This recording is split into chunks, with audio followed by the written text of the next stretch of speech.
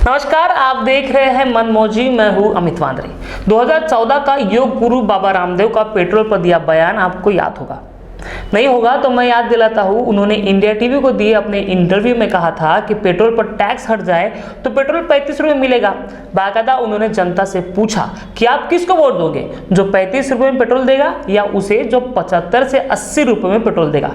अब पहले आप ये वीडियो देखिए, उसके बाद बात करते हैं। अच्छा बच्चों, ये बताओ कि आपको 75-80 रुपए का पेट्रोल चाहिए कि 35 रुपए का? तो आपको जो 35 रुपए का पेट्रोल दिलाएगा उसको वोट दोगे या 75-80 दिलाने वाले को? अच्छा, आपको आज गैस सिलेंडर सब्सिडी के बावजूद 450 का और सब्सिडी के बिना जो है 1200 रुपए का मिलता है। यदि आपको गैस का सिलेंडर 300 या 400 रुपए का मिले, उसको वोट करोगे या 1200 रुपए का देने वालों को? समझ रहे ना आप? लेकिन सुन के अच्छा लगा। बाबा जी का कॉन्फिडेंस देखा था क्या?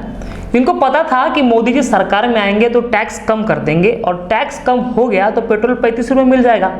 रजत शर्मा जी बाबा जी को बोल रहे थे कि क्यों सपने दिखा रहे हो, लेकिन बाबा जी कहाँ सुनते। बाबा जी तो जोश में थे। इतना अर्थशास्त्र तो बाबा जी ने पढ़ा ही होगा।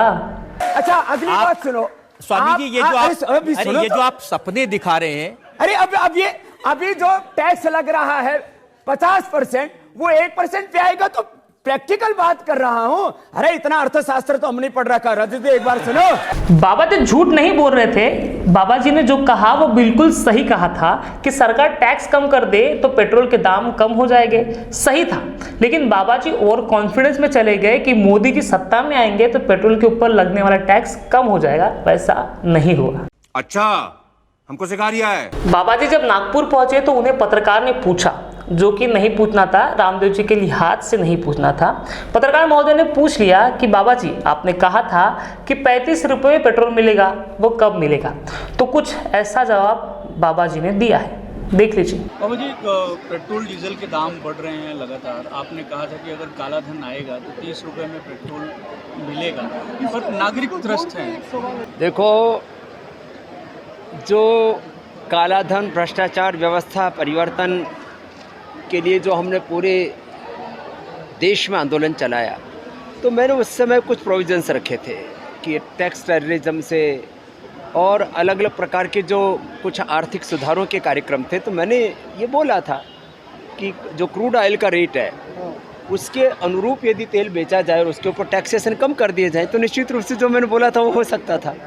अब सरकार ने जिस तरह से पूरी अर्थव्यवस्था को संजोया हुआ है, अब उनको राष्ट्रहित के सामाजिक कार्यों को भी जारी रखना है। अलग अलग आर्थिक चुनौतियां हैं, सरकार को सरकार भी चलानी है, तो उसके लिए उनको जो टैक्स है वो उसको नहीं हटा पा रहे हैं। तो कभी ना कभी तो ये सपना साकार होगा, ऐसी अपेक्षा है। एकदम इन्होंने वक्त बदल दिया, जज्बात बदल दिए, जिंदगी बदल दी। ओ भाई, मारो मुझे, मारो मुझे, मारो। बाबा जी के मुताबिक सरकार ने अर्थव्यवस्था को संजोया है। आप सभी को पता है कि किस तरह से अर्थव्यवस्था को संजोए रखा है। इसके लिए हमने कुछ सरकारी कंपनियां बेच भी दी है। सरकार को राष्ट्रहित के सामाजिक कार्य करने हैं, जो हर सरकार शायद करती है, और सरकार भी चलानी, ऑब्वियसली चलानी है।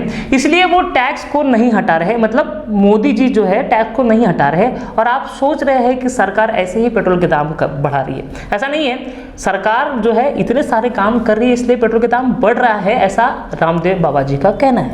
जनता को आप मूर्ख समझना बंद कर दीजिए। कुछ नहीं होता बाबा जी, तब 2024 में काम कीजिएगा, थोड़ा संभल कर जो है बयान दे दीजिएगा। पेट्रोल के दाम बढ़ रहे हैं तो क्या हुआ?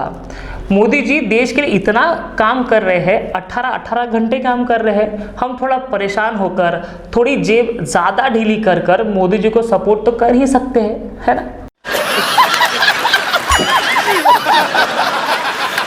और वैसे भी हमें मोदी जी को सपोर्ट करना ही है। आखिर हमें बताना है कि हम देशभक्त हैं, और भले ही पेट्रोल के दाम आसमान छू जाए और हमारी फिर भी हम मोदी जी को देश निर्माण में, जो मोदी जी देश निर्माण की बात कर रहे हैं, उसमें सहयोग जरूर करेंगे, क्योंकि हम मानते हैं कि मोदी जी है तो मुमकिन है, मोदी जी है तो मुमकिन। नमस्कार। मजा आया, और मैं ये जो मजा है हिंदुस्तान के हर व्यक्ति को देना चाहता हूं।